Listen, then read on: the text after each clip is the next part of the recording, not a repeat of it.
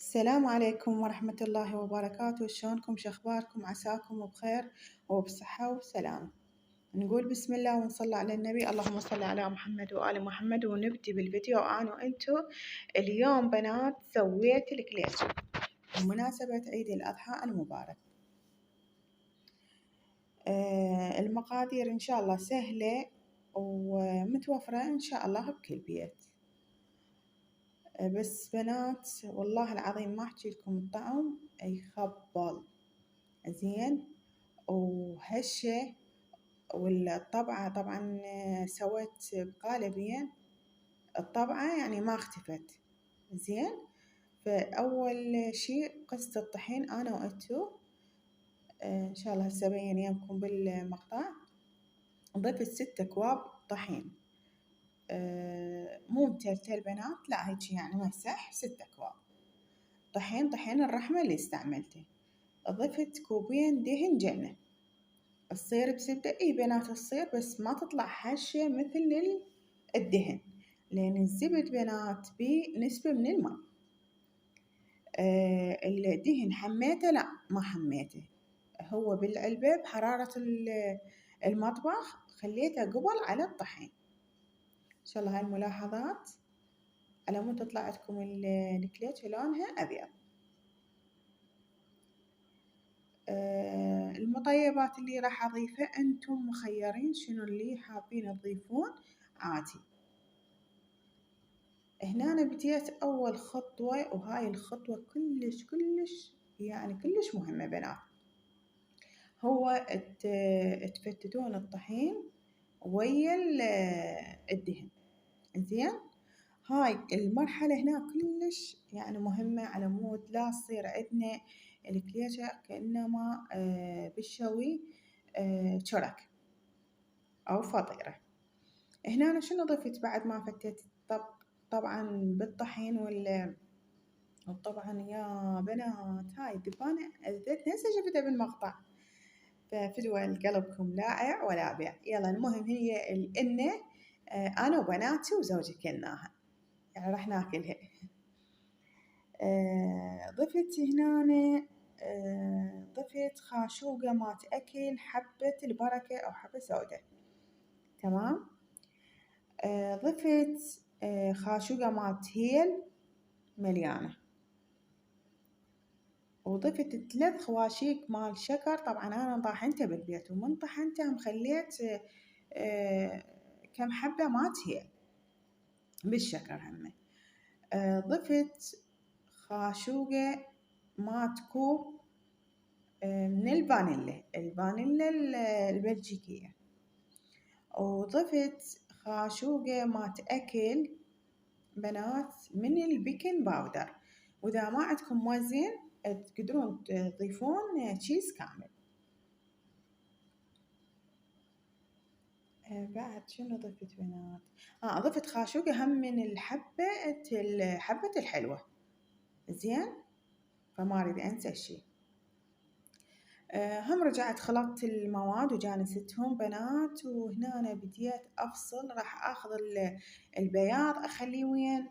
بالكليجة بالعجينة، والصفار راح أضمه يعني عوف على جنب إن شاء الله أدخل بيه الوجه. وراح أضيفه إضافات. شفتوا البداية لون الكليجة شلون ذهبية وحلو.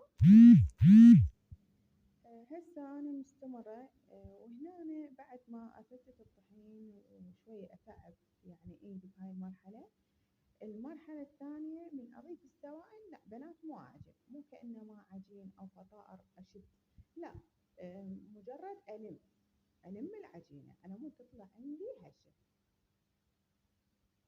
ضفت 2 من الجيامر اللي ظاهر يمكم 2 علب، بس بنات انتبهوا أنا طبعا جرحت من بالإصبع شوية جرح بسيط، والإصبع الثاني من جرح خليت هسه تشوفوني ضربت شوية قليل دم بس احتاطيت. تعرفون الدم يعني نجس، احتاطيت وبعدين جبت هذا اللاصق اللزقات خليتهم. هنا شوفوا بنات بهاي المرحلة من خليت القيامر والبياض بقيت ألم بالعجينة ألم، بس أنا شوي شي قلت لكم مخلي اللزقات شوي ما سيطرت. هنا أنا أول شي بنات خليت 3/4 الكوب من الحليب، طبعا الحليب هو باودر وحليته بالماء، بس شنو حليته من وقت وخليته بالثلاجة، يعني الحليب هنا أنا بارد، والحليب يعني شوية بيضخن، تمام. وأنا همين ضفت ترى حليب باودر، يمكن حكيت 3 خواشيك حليب باودر بنات ضفت، يمكن ما نوهت عليه، بس هو إن شاء الله أنا كاتبة. فبنات بعدين احتاجت نص كوب، ضفت نص كوب مي، ضفت تقريبا نص كوب مي. طبعا الماي أو الحليب بنات يعني حسب نوعية الطحين، خلوا أول شي القيامر وبعدين الحليب أو المي، ويا ريت الحليب أحسن أو الروبة، لا تخلون المي، بس أنا شوية يعني خليت بالنهاية على مود تطلع عندكم الكليشة مالتها بس تطلع هشة. فهنا شوفوا قاعد ألم بنات، مو أعجن شلون أريد أن أعجن وأملك العجينة هيك شي. شوفوا بنات العجينة تتقطع، مو تمط، لا تتقطع، والعجينة لا هي لينة بنات وما أقدر يعني أشكلها، ولا هي يابسة وتتعبني.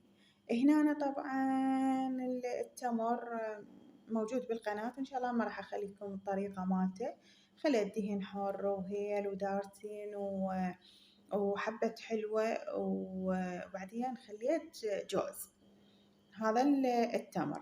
هنا أنا الفستق الحلبي، طبعا الفستق الحلبي بنات إذا عندكم من محضرة الطعام تقدرون بالمحضرة الطعام وتضيفون الشكر وتضيفون وياه دهن أو إي أنا ضفت دهن بنات على مود تصير شوية عندنا شلون العجينة.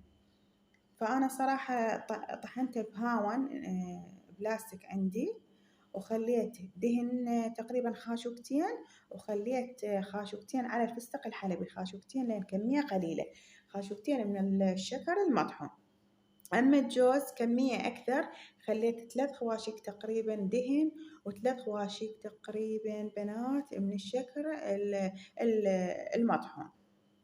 الحلقوم همينه موجود بالقناة، إن شاء الله همين أخلي لكم الرابط. هذا الحلقوم أنا مسويته صار لي تقريبا بالأسبوع، تقريبا يعني أسبوع 6 أيام هيك شي، وشفتوه ما شاء الله يعني ما خربان ولا أبد، هو مخليته بالأوفن. إن شاء الله هم أنا أخلي لكم الطريقة. المبروش بنات شنو خليت المبروش عليه حليب مكثف، وسويته مثل العجينة مثل ما ظهر عندكم بالفيديو. والحليب المكثف طبعا أنا هم اشتغلته مو جاهز، تمام. اللي هي للحبة البركة، الكزبرة، انتو شنو تخلون بزبان شنو حابين تخلون على راحتكم. أول شي سويت جرولة إن شاء الله الكل يعرف يسويها، وخليت كمية من التمر، وهنا أنا شوي شقشقته بالشوكة وبديت بهاي قطعة الفنجر. إن شاء الله الطريقة واضحة وسهلة. زين بنات وهم سهل يعني، والله يعني صراحة شغلت بناتي وياي، بس لو بوحدي أحسن. شوي تعرفون اثنيناتهم وهاي أنا هيجي سويت وهيجي تعرفون، فقلت لهم لو مسويتها أنا بوحدي أحسن لي. بنات الطريقة الثانية شنو سويت مثل الصمونة تقريبا، وقطعت بالسكينة، ظهرت الطريقة إن شاء الله، بس كلش حلوة بنات. شوفوا بنات إن شاء الله الطريقة سهلة. وإذا حابين مثلا بالقوالب، هي أنا سويتها ما راحت يعني هاي الشكل مالت الطبق بنات، بس انتو إذا خاف يعني القالب يروح الشكل، أول شي اشووا من فوق الفرن، احموه واشووا من فوق بنات، يلا نوبت شوي من جوا على مود شنو تحاولون على شكل الطبعة. بس أنا الحمد لله ما راحت. وهنا أنا مستمرين، وبقت همينة طفت الكهرباء وظليت قاعدة وال12 وماكو كهرباء.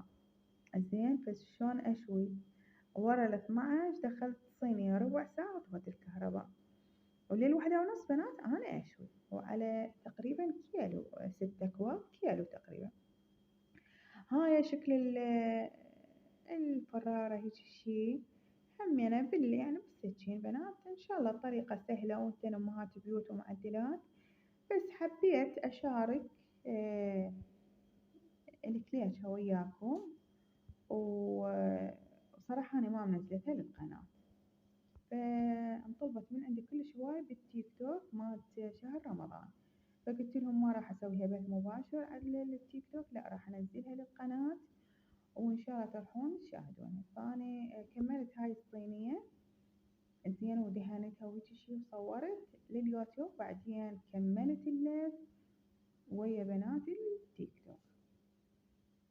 طبعا الفستق الحلبي شفتوا شنو سويت. هاي اللفة سهلة إن شاء الله. هنا أنا مسرعة المقطع، والجوز يعني كل شكل بنات خليت له طبعا. أنا مو شنو البنات لا يعضعضن ويذبن. أكثر شي إحنا نعشق صراحة مالت المبروش. هنا أنا شنو سويت بنات، الصفار اللي يعني عزلته على صفحة، خليت نص تقريبا ربع كوب من الحليب الضخين، حليب سائل أنا مضخنته، وخاشوقة مالت شاي بنات من القهوة سريعة الذوبان، وخاشوقة مالت شاي همين بينت يمكم من الفانيلا الزنجبيلية. اكو زفرة؟ لا ماكو زفرة ابدا، لا بالوجه ولا يعني بالطعم. تمام. واكيد سهمكم الف عافية، وبنات جربوا ولا تنسون اللايك ونشروا قناتكم ونشروها لاحبابكم. جربوها وبهالرغبة، طعم كلش طيب وهشاشة وتجنن، يعني تجنن قد ما اقول لكم كلش طيبة.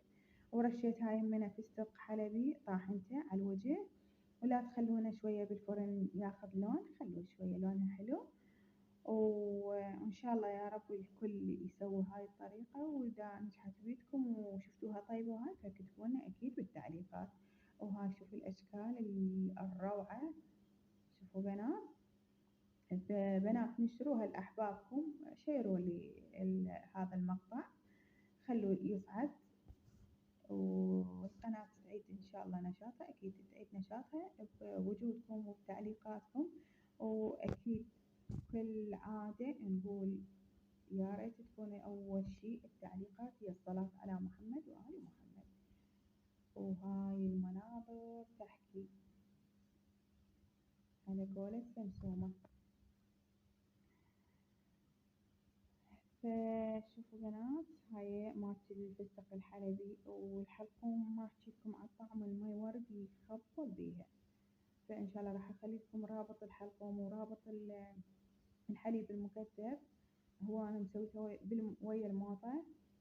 وبعد بنات التمر همين احتمال أخليه لكم إن شاء الله، أخليهم بالأول